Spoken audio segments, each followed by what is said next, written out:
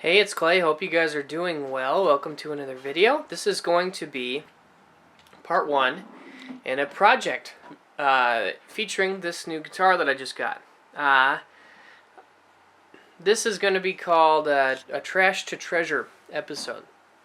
So the idea here is that I found this guitar for extremely cheap. It was about $100. It's a PRS SE Tremonti. And it was in really rough shape. And my goal is to take it from trash to treasure. So a guitar that is really unplayable and not worth anything.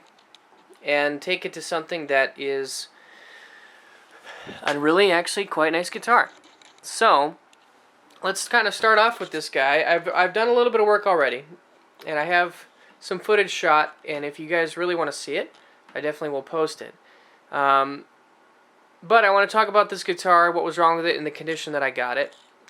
And then talk about some of the modifications that I've done. So if you're out there and you've had problems with your guitar, maybe this can help in terms of understanding how to diagnose an instrument and how to go about repairing and fixing it. So let's go ahead and get this camera set up here. And then we can walk through exactly what shape this guitar was in when I got it.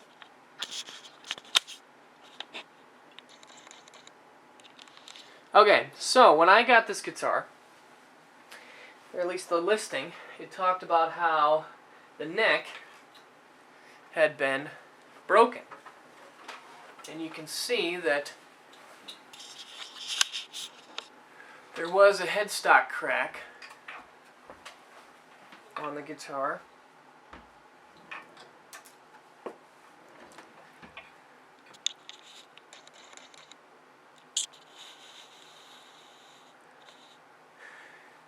Okay, so as you can see, apologize for the light, but it looks like the headstock was cracked right in about this area.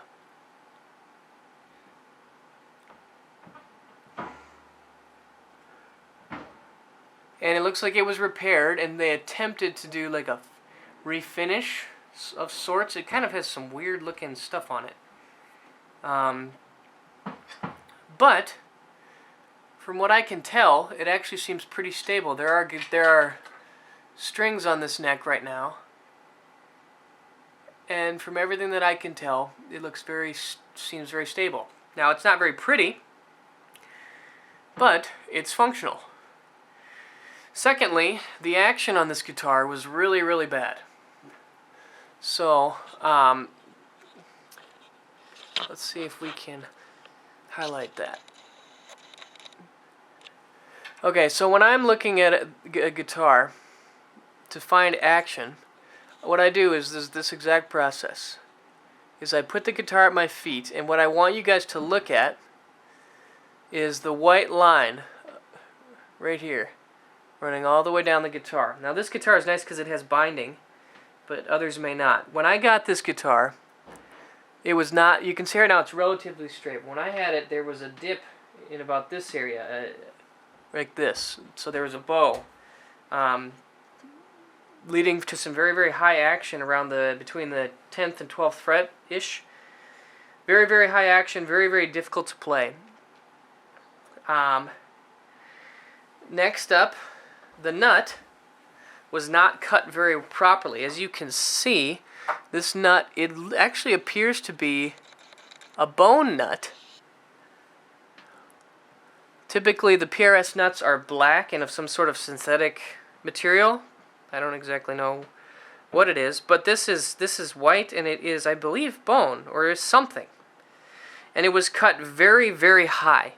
So the way that you can tell, that was contributing to the very, very high action. But the main thing there is that whenever you play like an F chord or something on the lower frets, it goes very, very sharply out of tune compared to an open chord. So if you play a G chord, then you want to listen to these two, the G and D string. If you tune it, they're in tune, you're good to go. But then you go to an E chord, and all of a sudden this G sharp here on the G string gets really, really out of tune. That's how you know, if it goes very, very sharp, that's how you know that your nut is not cut very well. So I've had to dial that back, and I might even need to do a little bit more. But my general procedure with cutting nuts is to go very, very slowly and very kind of one step at a time, because once you go too far, you can't redo it. But you can always shave off just a little bit more. And then nextly, we have this bridge. So this is the stock PRS SE bridge, and I don't know if you guys can tell, but these two adjustment screws here are really chiseled out, and they're rusting. They're in really bad shape. And actually, if you took a screwdriver to this right now, it would not turn. It would just slip out. I believe that was because somebody was trying really, really hard to adjust this with the strings tuned to pitch. However, if you slack the strings, it will adjust just fine. You could even do it with your hand. So that's not a big problem. And then lastly, the pickups. So I looked up, this is the PRS SE Tremonti bridge. And this is some no name, it just had the letter F on it. So which I believe stands for front.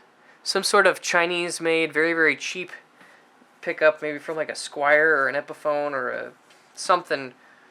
Typically, I think those might even have markings, so it might even be cheaper than that.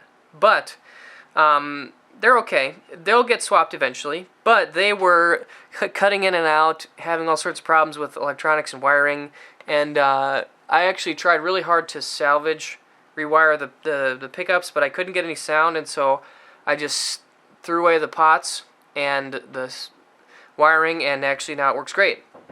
So what I've done, I don't have it all set up yet, but what I'm probably going to do is just a single master volume, master tone, and then a three-way switch, and I think I'm just going to leave it down at this cavity. I don't think I'm going to route it up to this guy.